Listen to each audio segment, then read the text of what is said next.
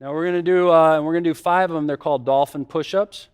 Nobody likes them but psychopaths. But they're great for stabilizing the hips, great for stabilizing the core and the shoulder strength, okay? Be careful. Here we go. Use your core. Inhale, drift forward until you kiss the floor beyond your knuckles. And then exhale, pull yourself back. Now pull the hips back and use your strong feet. Inhale, drift forward and kiss the floor. Exhale, use your core, pull back.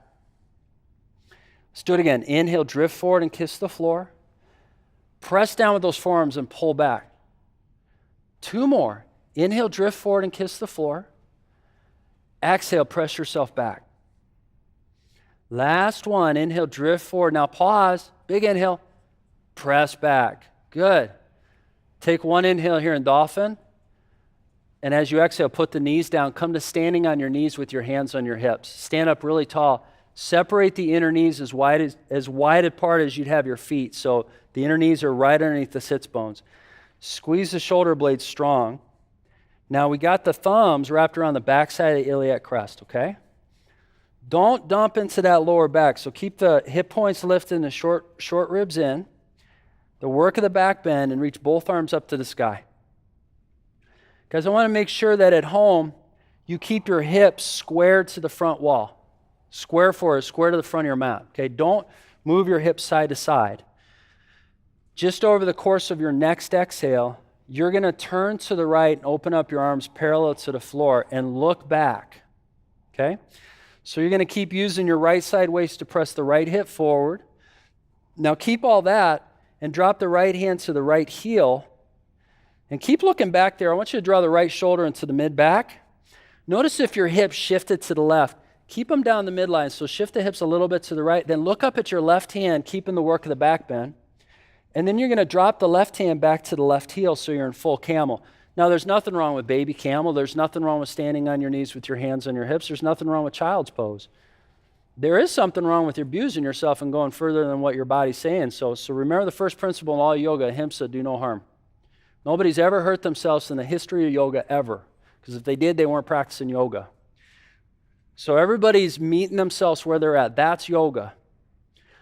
Look back at your left heel with your left hand and reach your right arm up to the sky so your chest is facing the left wall now. Keep looking back and try to draw that left shoulder into your mid-back.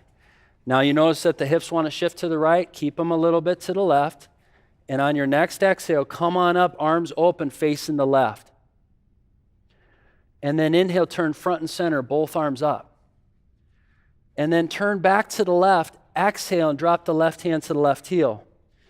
And then inhale, right arm up, look up, and then drop the right hand back to the right heel, camel pose. Now pause here, okay? We want to get to camel. It's a big heart opener. It's a beautiful pose. It feels amazing when you get into it. Pause there for a second. Let it happen.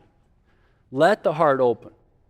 How often in your life you get an opportunity to let your heart open, you're like, nah, because you're attached to the past, right? You're clinging to the past. You're like, I did that before, it didn't work out. Yeah, there's nothing saying that your future is going to be like your past unless you're attached to your past.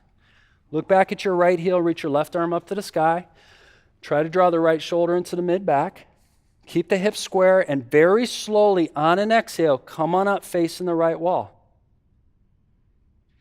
And then turn front and center, both arms up. Now listen, as you exhale, bring your hands to prayer, bring your big toes together and set your butt on your heels. Separate the knees a little bit more and make your way to child's pose.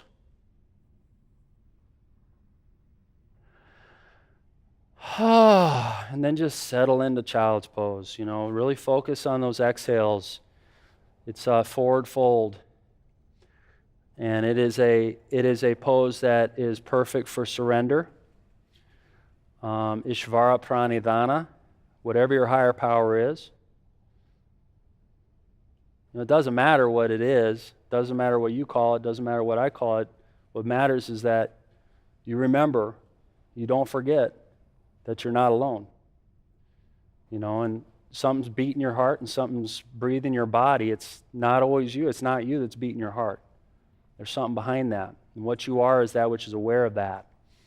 Don't forget that Yeah, you use your eyes to see, but your life doesn't depend on your eyes anymore. It depends on your ears. It depends on what's behind that.